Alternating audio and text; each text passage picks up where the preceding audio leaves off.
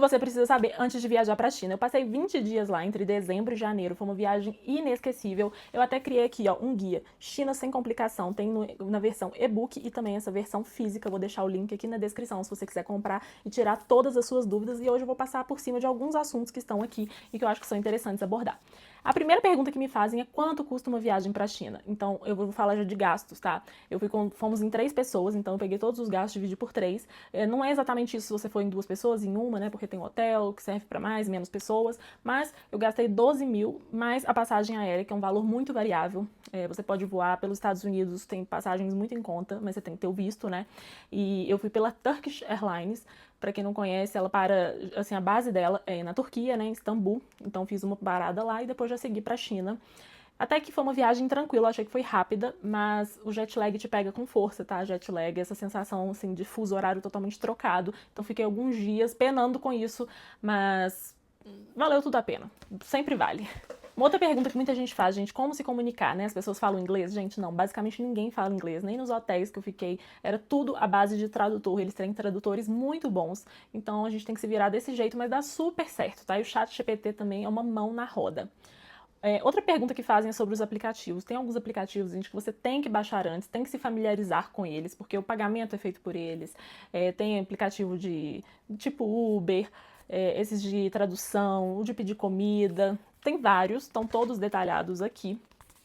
Mas acho que o mais importante de todos é o Alipay. Com o Alipay você faz pagamentos, né? E sem ele, gente, é só o Alipay que é usado, basicamente. Assim, Alipay e o WeChat. Mas o Alipay, pra mim, é o assim, que domina todos os lugares. Você tem que cadastrar o seu cartão ali dentro. E dentro do aplicativo você vai gerar um código que os vendedores podem ler esse código. Ou você pode ler o código que tem lá nas lojas, assim, QR Code, e pôr o valor e pagar. Todos os pagamentos são feitos por ali. Então você tem que fazer um cadastro antes. Geralmente te pede, tem que depois olhar lá se não tá faltando enviar uma foto do passaporte. Tem que deixar tudo certinho, porque sem ele, quando eu cheguei no aeroporto, a primeira coisa que eu fiz foi assim, comprar uma água, uma bebida, porque eu queria ver se já estava funcionando. Porque se não funcionasse aquilo, ia dar tudo errado.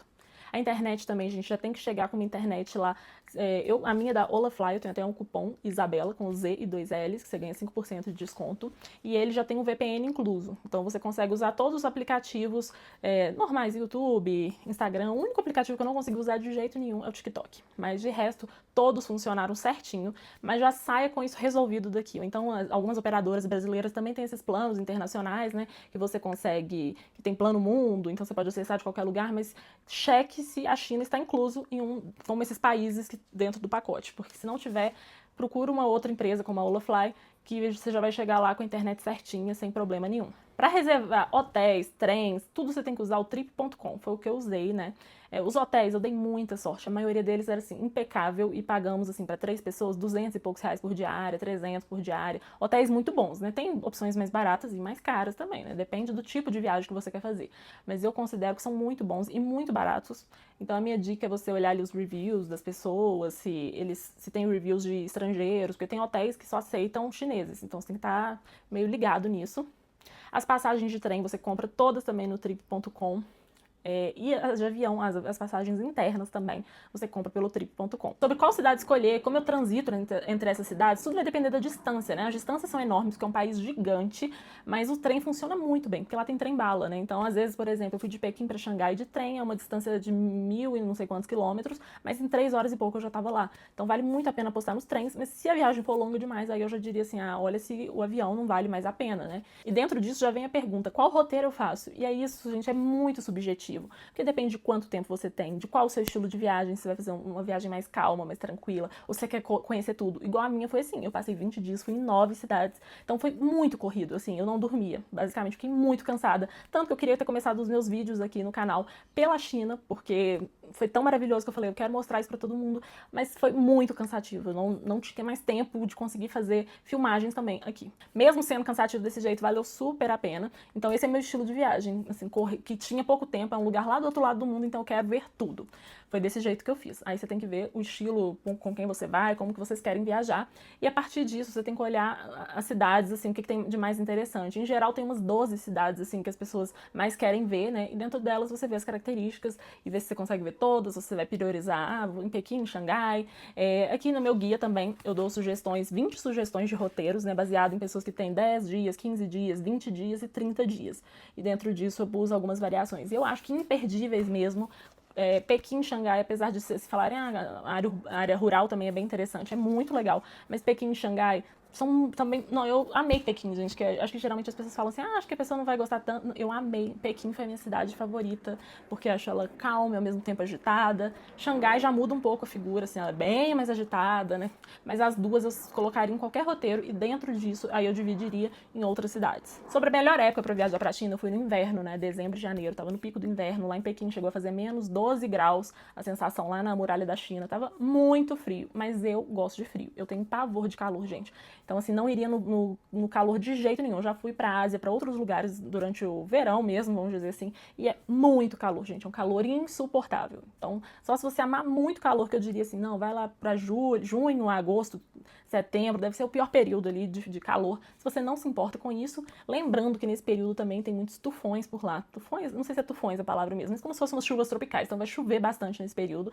Então tenha isso em vista, porque pode atrapalhar alguns passeios, né? Acho que o melhor período eu iria ali em abril, em outubro, que tá meio de estação, né? Primavera, outono, é mais tranquilo. Agora, se você não importa com frio, vá no inverno, foi uma delícia, eu amei.